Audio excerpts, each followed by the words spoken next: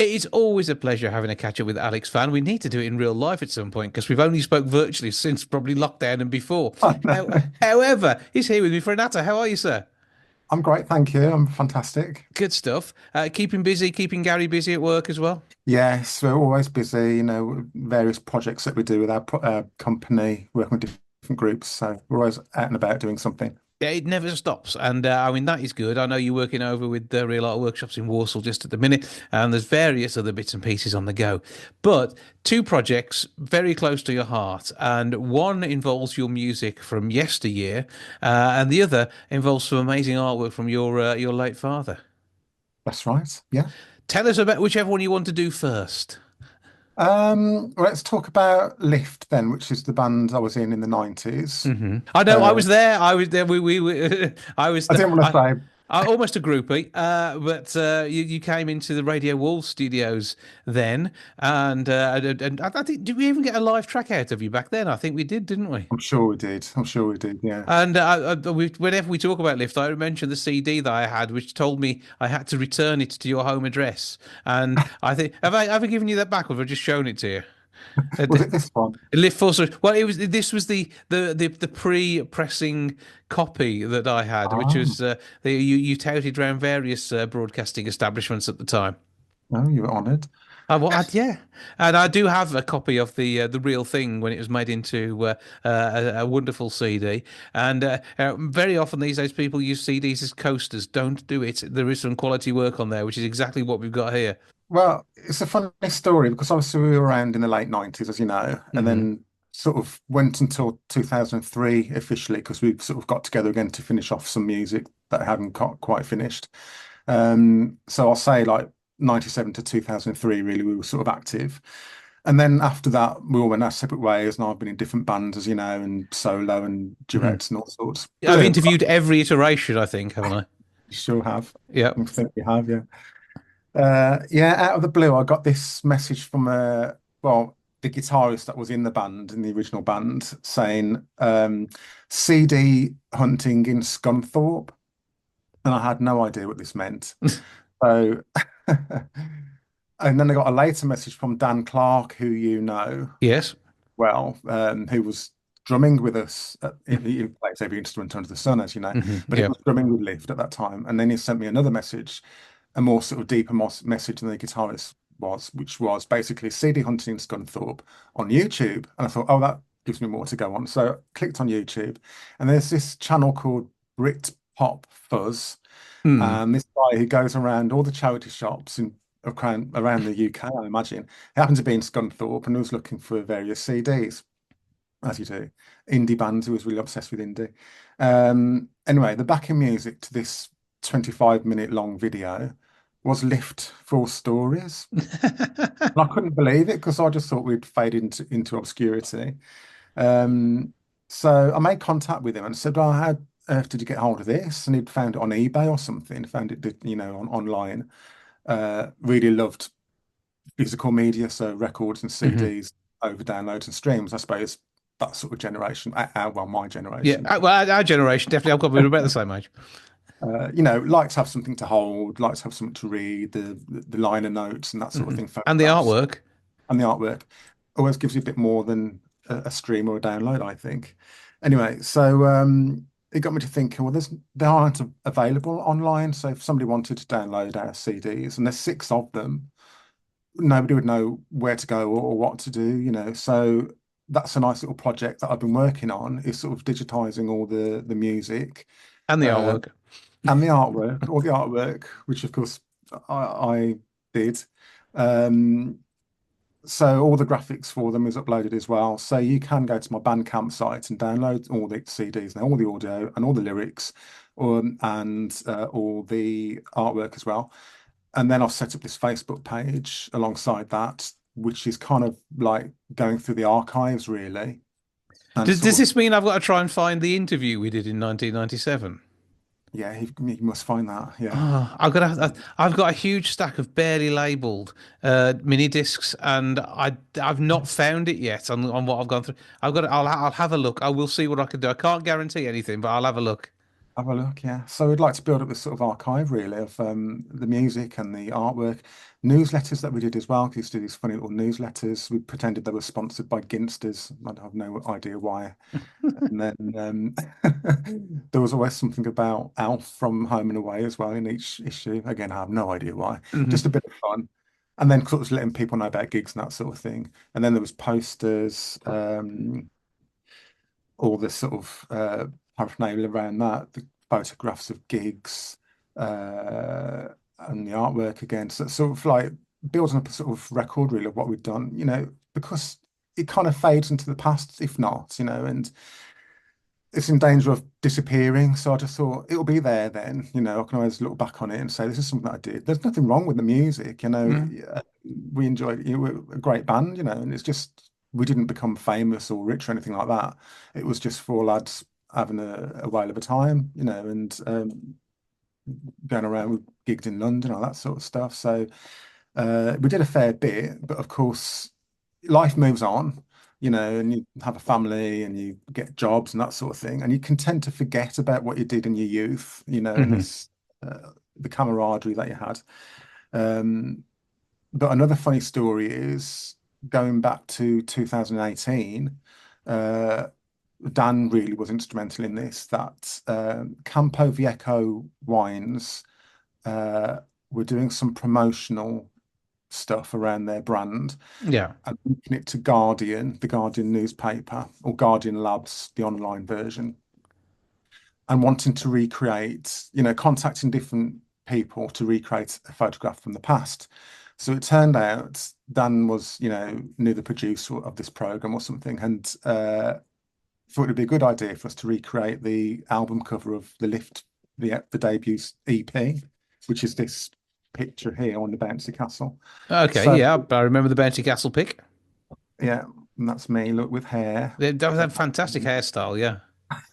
Even I had hair back then. Everyone had hair in the 90s. So that's the four of us, obviously. So that's exactly what we did. So nearly 25 years later, we hired a bouncy castle in the back of Dan's back garden. The television crew came up and we sort of recreated that photograph. We were all wearing the same clothes as well. They tried to, well, not the same clothes, but they sort of tried to match the clothes that we were wearing.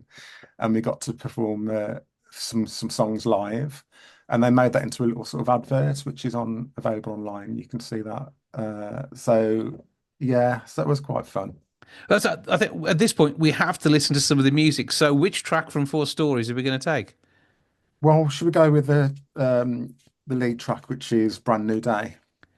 That is my favourite on there, to be fair. So we'll do that. This is Four Stories, brand new day, Lift. That's what you need to know. Look on Bandcamp. You'll enjoy it there too.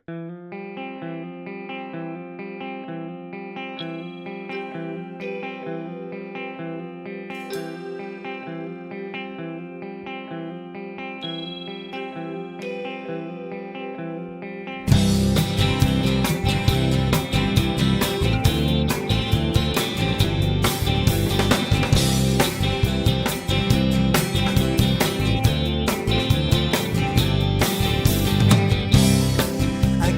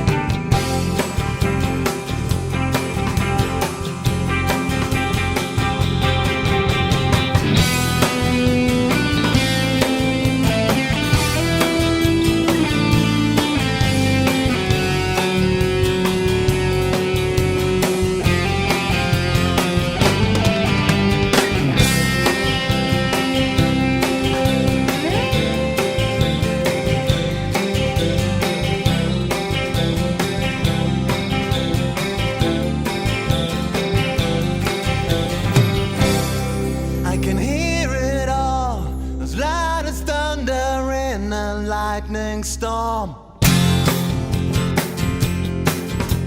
as loud as anything I've ever heard before. Step out the door and walk away. I'll be looking for my brand new day.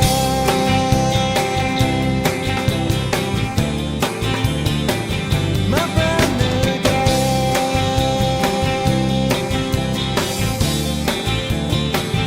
My brand new day.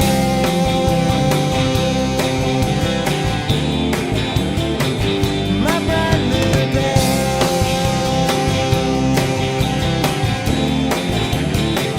My brand new day.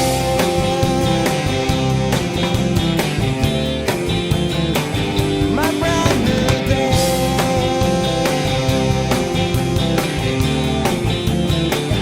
My brand new day. Here comes the sun, little darling. My brand new day. Here comes the sun, little darling. Yeah, yeah, yeah. Brand new day, brand new day. My brand new day.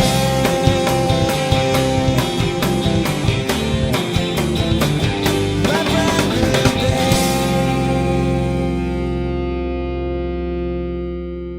day. So, Alex, I mean, that was absolutely fantastic. That reminds us of our happy days back in the day. And is there more on this? Or what are all the web addresses and everything for that one? It will be my Bandcamp site, so it always starts with well, my name. It will be so it's Alex Van, Two ends. VANN, two N's, dot Bandcamp, which is all one word, .com. Okay, we can check out the details there. But I mean, this project you're working with your dad's artwork as well. I mean, absolutely phenomenal. I mean, art obviously runs in the family. Yeah, it certainly does. My sister is an amazing oil painter, and she paints on different media as well, but her oil paintings are phenomenal. And I do portraits, sort of mainly sort of pencil drawings, but also bits of painting as well. And then I set up this company, Real Arts Workshops, sort of on the back of that, really. It's a little while since your dad passed away. Because how long is it now? It's just over a year. So he Hmm. passed December 23. And when you come to look through the belongings of your parents, I've sadly had to do both of my parents' belongings, and I mean to be fair, I found an awful lot of artwork there.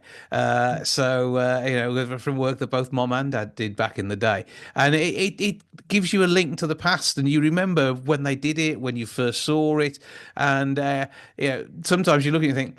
No, they didn't do that one, did they? And it's just stuff that it just sort of turns up, and I mean, how much artwork have you been able to locate? There must be, well, there's in excess of 200. I was saying when we were communicating before that there's about 200, and then I've just found another folder. Hmm. And unbeknownst to me, that in every sleeve in this folder, I thought it was just one artwork. There's about 10 or 20 behind the first one. So that's probably going to go up to about 300, I reckon. 300 sort of original artworks that my father did. And like you say, it's a connection to your parents, isn't it? It's that physical Hmm. thing you hold in your hand and sort of look on and reminisce. And Max Van is his name, and Max, yeah. uh, His uh, name was John Maxwell, but he preferred Max. that's what he. So that was what the family called him as well. Apart from you, obviously you called him Dad, but is that what the family called him? Well, we just called him Dad, obviously, but everyone, all his colleagues. So just explain. So Dad was a teacher. So the Hmm. majority of his working life, he was a school teacher. Taught history was his main subject, although he also knew a lot about different languages. He was fluent in German, for example, and knew a Hmm. bit of Russian. One of those polymaths. I think that you had a lot of different skills.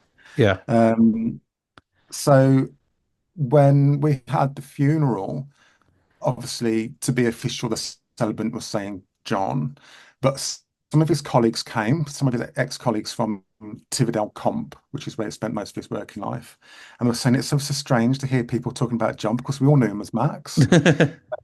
And I think as well, because another thing that he did, not just being a talented artist and a teacher, he actually drove a bus as well. So he passed his public service vehicle license. and drove the Black Country Tours bus. So Wow. he was at the start of that company, which was obviously some people remember there was a bar on board this bus, Hmm. and actually the first bus had a upright piano on it as well. I remember you tinkling away to, and I served behind the bar as well some nights. Um, yeah, that was great fun. So he drove this bus as well. When he retired from teaching, I think he did a lot more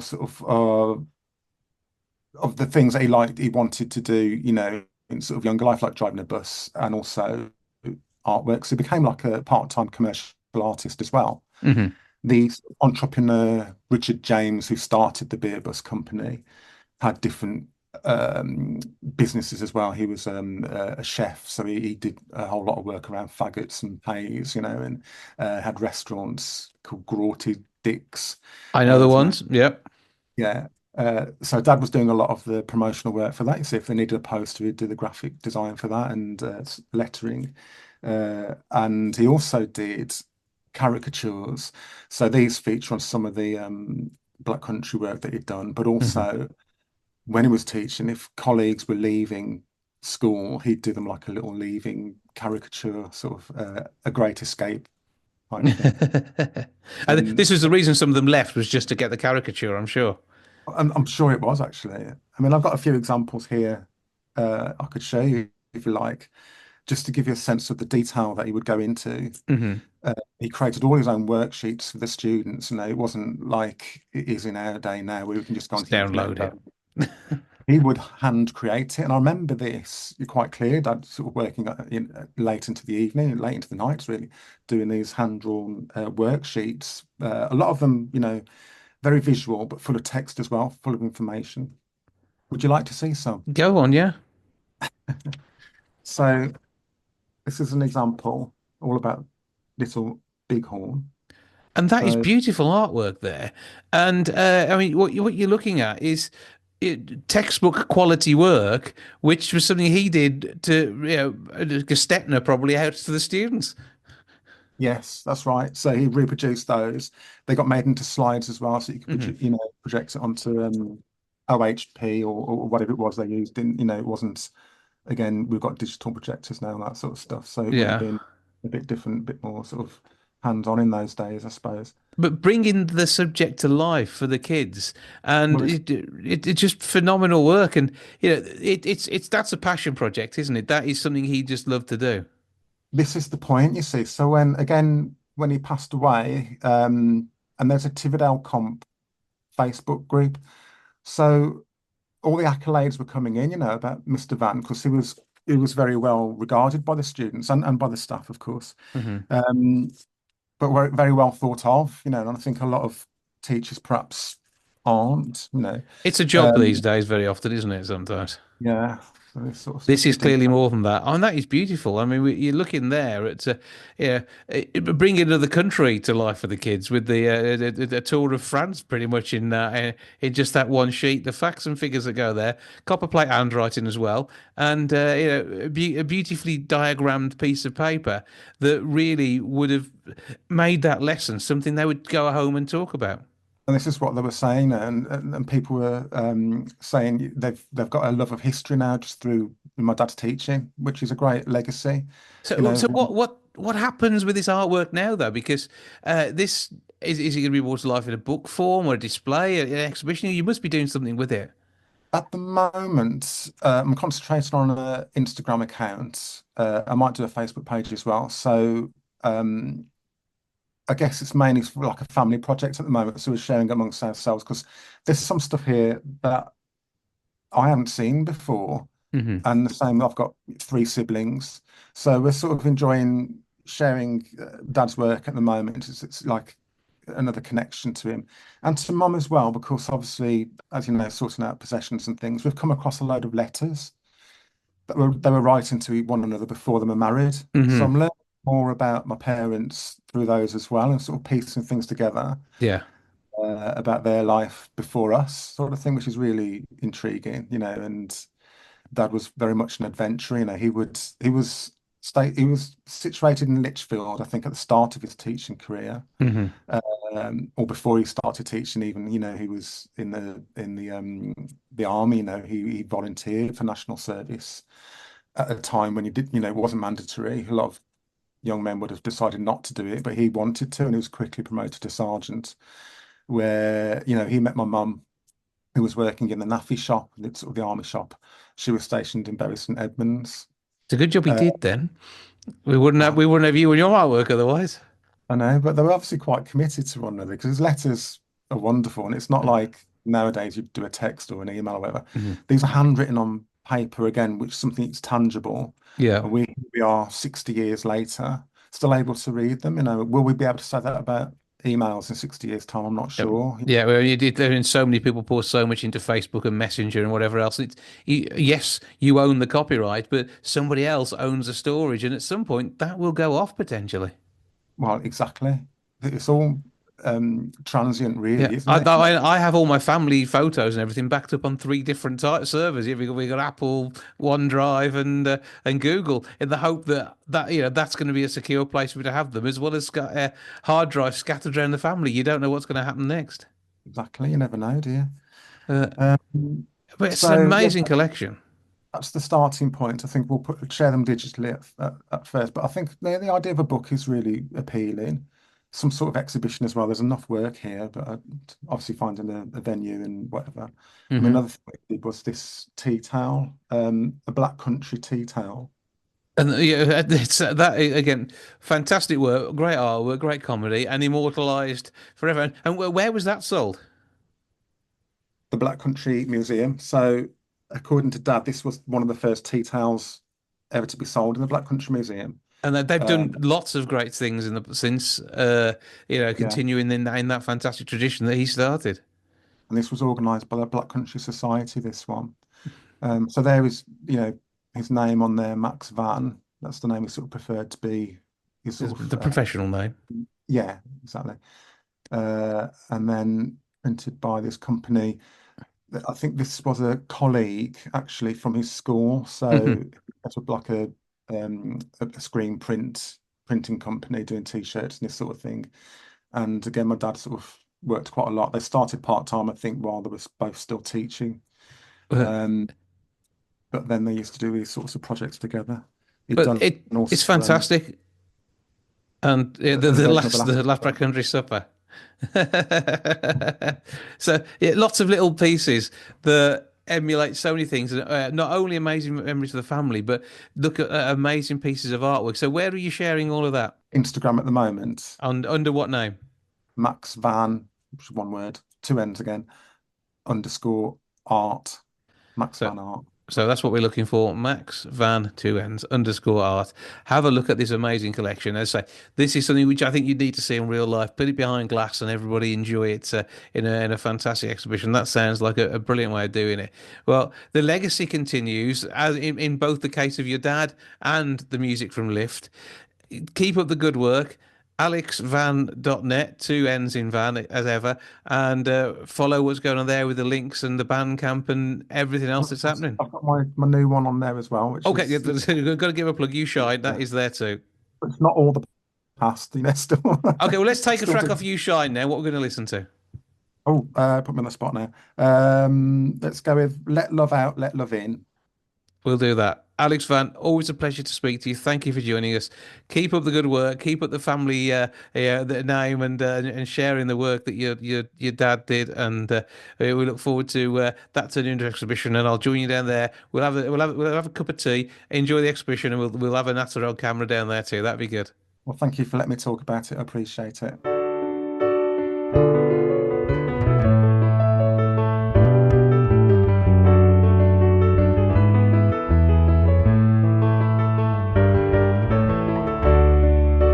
How do you feel when you know nothing is real? When you close your eyes? And how can you see when you no longer believe? When you're full of doubt?